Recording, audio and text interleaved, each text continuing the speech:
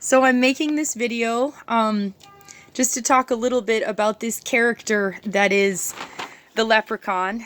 And gosh, there's so much that I'd like to say, but I want to start by saying that as an Irish person or a person of Irish heritage who's living in the United States, I understand that my people, Irish people, although they may have came, and they did come in my case, based on the famine and based on the forces of colonialism and oppression that they were experiencing, they came here and immediately became part of oppressing other people, including Native American people, and took part in the advantages of whiteness. So I want to start there because I think there are a lot of deniers of racism and of Irish racism, but I'm not going to be one of those people. So I start there, but I also do want to make this video about specifically the topic of the leprechaun and who is the leprechaun.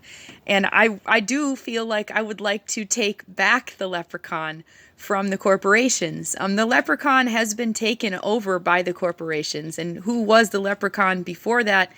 Is there such a thing as a leprechaun? Does the leprechaun actually exist? And what place did it have in Irish folklore? I'm going to try to get there in just 1 minute.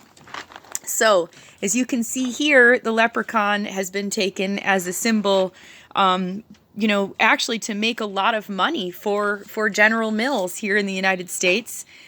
There also have been movies made about the leprechaun, and here on the cereal box, the leprechaun is a symbol of luck, as if maybe if you get the little figurine that has the four-leaf clover on it, then you're the lucky one who got that bite of cereal.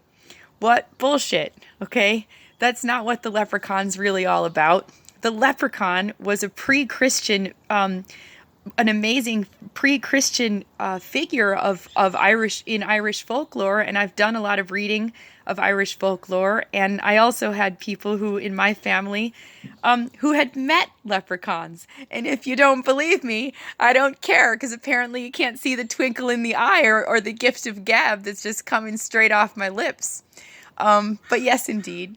Of course, do I believe in the leprechaun, and what do I know about the leprechaun? Well, in fact, I know that if you've ever seen a leprechaun, you've never seen two leprechauns together, because leprechauns don't travel in packs. And leprechauns were often known to be found on the banks of rivers or aside ponds. And I'm sure you've heard, and it's even featured here by the corporations, there's rainbows, and if you could find a rainbow, you might find a leprechaun at the end with a pot of gold. Now, really, if you met that leprechaun, yes, the leprechaun was a very, very witty creature, and the leprechaun may offer you a riddle. Now, if you got the riddle right, maybe you'd get just a little bit of that gold. Maybe you'd get some of the pot of gold if you got the riddle right. If you got the riddle wrong, of course you didn't get any of the gold, because the leprechaun is the Irish trickster. He's our version of the reason why you have to have wit and wisdom. And so, yeah, I'm really interested in how the leprechaun played that role in Irish culture as our trickster figure, and how we can get our leprechaun back, because he's also been taken by the media as a symbol of evil, okay? And that is a way of demonizing pre-Christian, pagan, Irish ideology. And that's not cool. Another thing that's crazy is Irish spring soap. And you know what's funny? One of my uncles, the one who just passed, used to only use Irish spring soap and had bright red hair.